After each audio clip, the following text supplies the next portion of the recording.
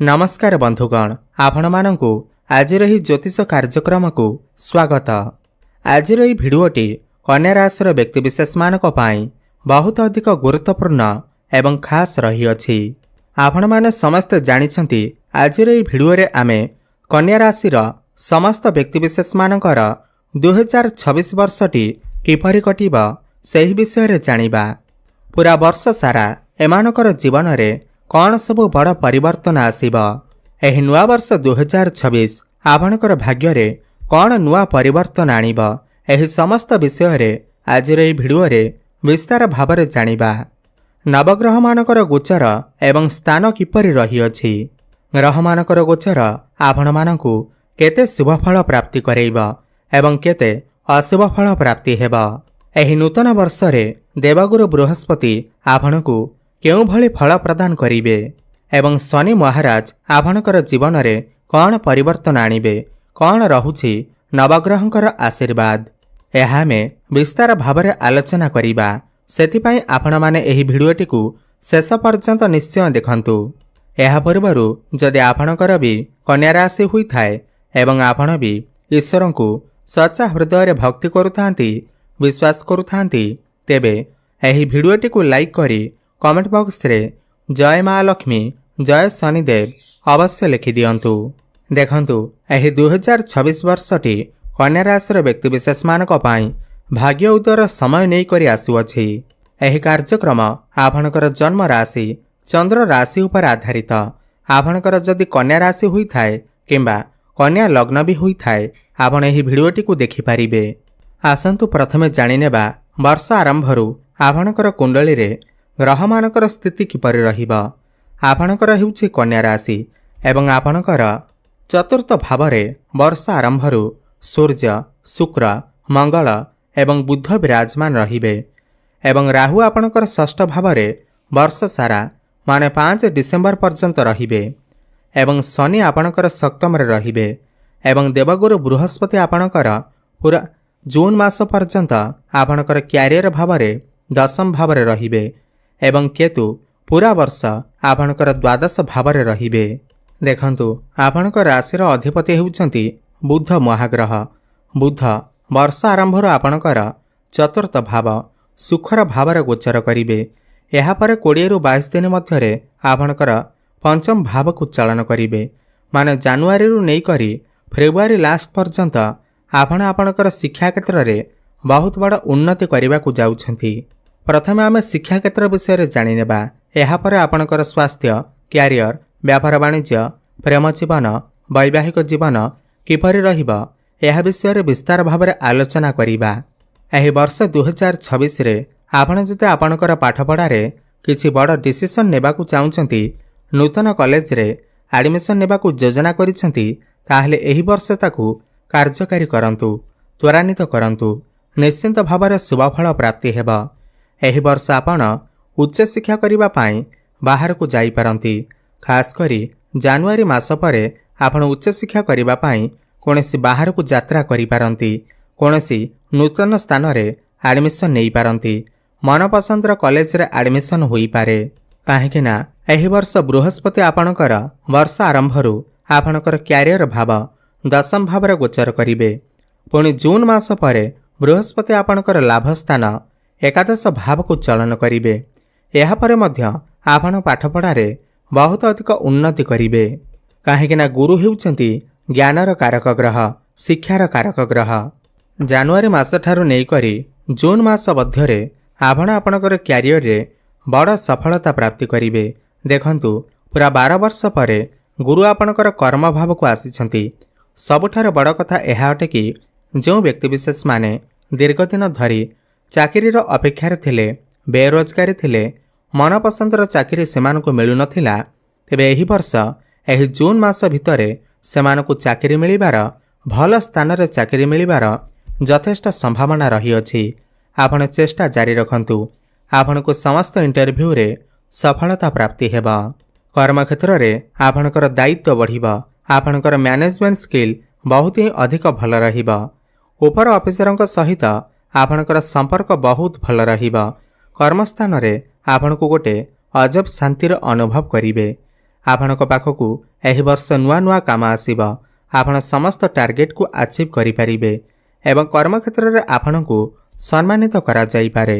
जो माने फाइनेंस क्षेत्र में अछंती, मार्केटिंग लाइन रे अछंती, टीचरशिप लाइन रे अछंती किंबा ट्रैवल एंड टूर व्यापार वाणिज्य करुछंती सेमानकु बहुत अधिक उन्नति प्रगति प्राप्ति हेबा।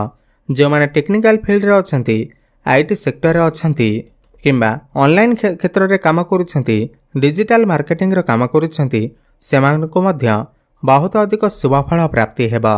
एवं गुरु आपणकर दशम रे रही तांकर सप्तम दृष्टि आपणकर चतुर्थ भाव उपरकु देबे। चतुर्थ भाव समस्त भौतिक सुखर भाव होइथाय, सर्व सुखर भाव होइथाय, मातांकर भाव होइथाय। तो जून मास पर्यंत आपणकु समस्त सुख प्राप्ति हेबा। ताहा वाहन सुख हेउ, नूतन घर, जमीबाड़ी किंबा नूतन प्रॉपर्टी किछि आपण क्रय करि पारंती। नूतन मेसिन जातीय जिनिस घर को क्रय करके आनी पारंती। काहेकि शनि मध्य सप्तम रे बसी आपणकर लग्न को दृष्टि देउछंती। आपण किछि लौह जातीय जिनिस किणिकी घर को आनी पारंती। मांकर स्वास्थ्य रे जदि किछि पूर्व समस्या लागि रहिथिला ताहा सब दूर हेबा। मां को सहित आपणकर संपर्क बहुत ही अधिक भल रहिबा। किंबा आपणकर जदि कोनोसी प्रॉपर्टी बहुत दिन धरी हेबा सेल हेउ नथिला, बिक्री हेउ नथिला, तेबे एही वर्ष संभावना बनुअछि कि आपणकर सही प्रॉपर्टी सेल होई पारे। आपणकु मोटा अंकर अर्थ मध्य प्राप्ति होई पारे। एहा परे जून मास पर गुरु आपणकर एकादश भाव लाभर भाव को चलन करिवे। एहा आपणक पई अत्यंत शुभ समय रहिबा। जून मास परे आपणकर भाग्य उदय हेबार समय आसीबाकु जाउअछि।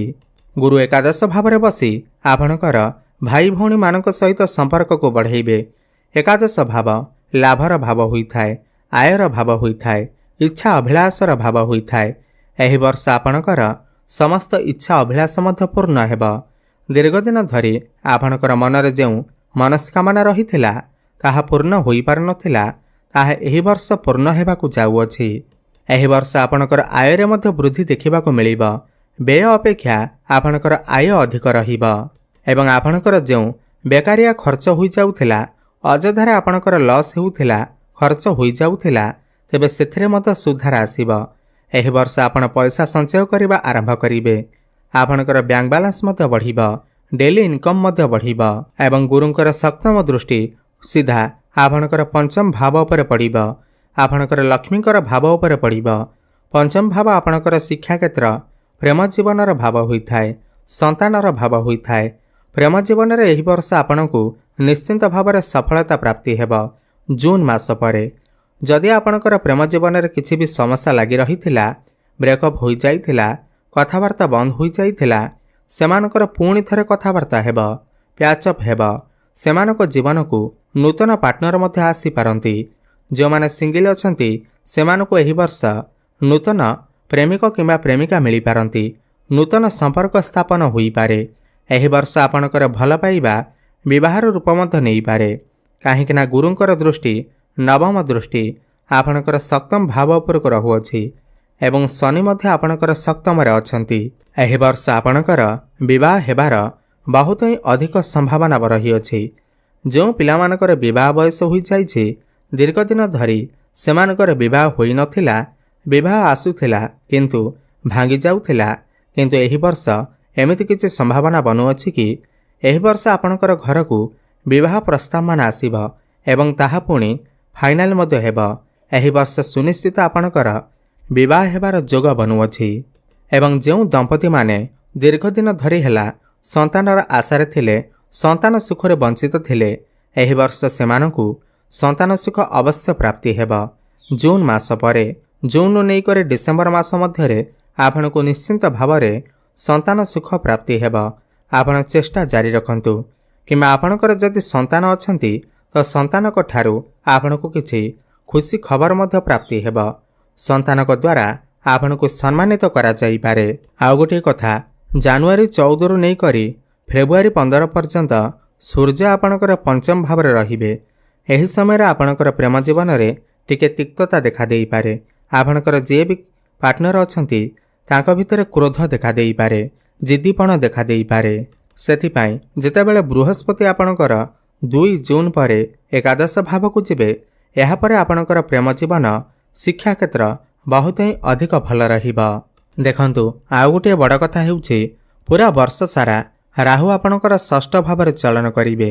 ଡିସେମ୍ବର 5 ତାରିଖ ପର୍ଯ୍ୟନ୍ତ ରାହୁ ଆପଣଙ୍କର ଷଷ୍ଠରେ ଏବଂ କେତୁ ଆପଣଙ୍କର ଦ୍ୱାଦଶ ଭାବରେ ଚଳନ କରିବେ ଏବଂ ଶାସ୍ତ୍ର ମତରେ ରାହୁଙ୍କୁ ଷଷ୍ଠ ଭାବରେ ସର୍ବଶ୍ରେଷ୍ଠ ପ୍ରଦାନ କରିଥାନ୍ତି।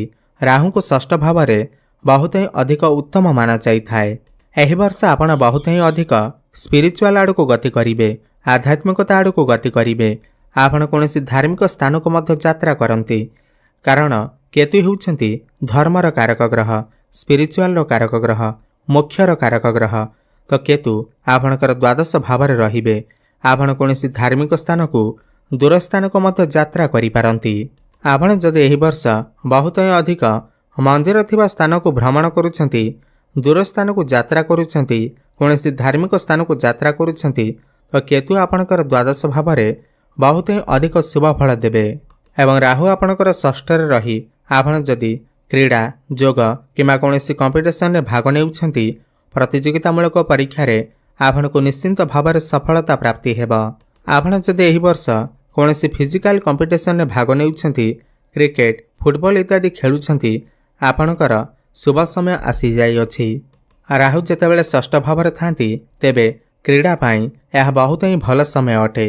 ଏବଂ ଷଷ୍ଠ ଭାବ ଆପଣଙ୍କର ଋଣ, କରଜ ଏବଂ ଶତ୍ରୁଙ୍କର ଭାବ ହୋଇଥାଏ।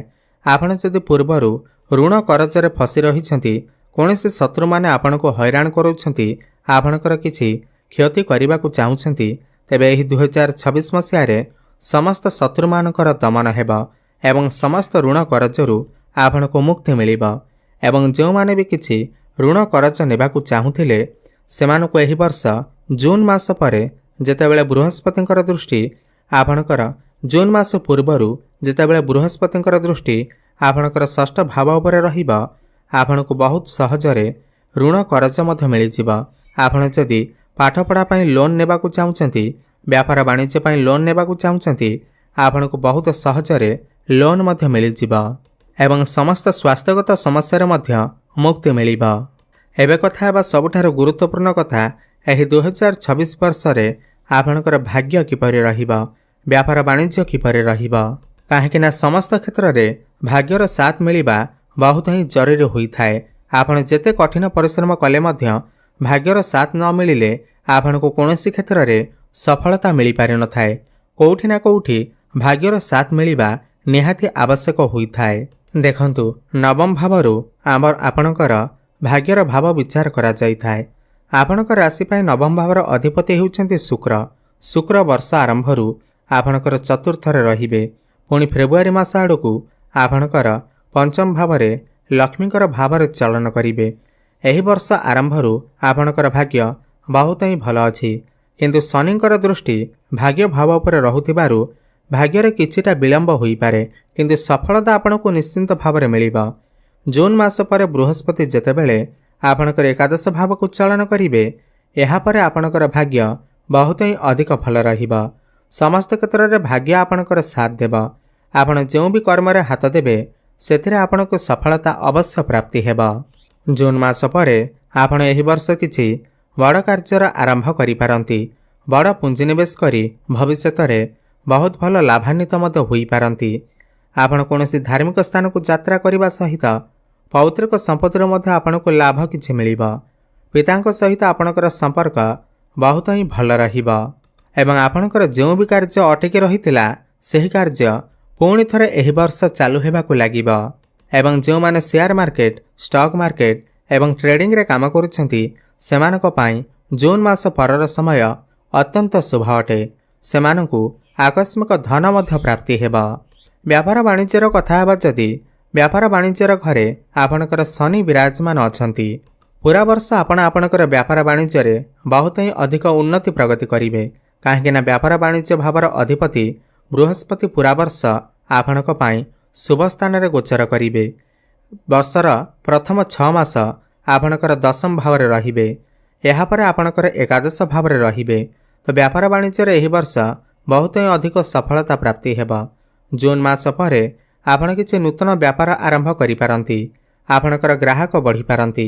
डेली इनकम आपणकर बढ़ी पारे किंबा आपण किछि पार्टनरशिप रे मध्य व्यापार वाणिज्य आरंभ करि पारंती। यह सहित आपण जदि आपणकर चाकरी रे किछि परिवर्तन करने को चाहुचंती ताहेले एप्रिल 14 तारिख पर आपण निश्चिंत भाव में करंतु।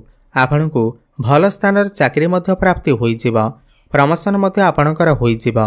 मोटामोटी देखिबाकू गले एही वर्ष आपणकु बहुत अधिक धन प्राप्ति हेबा।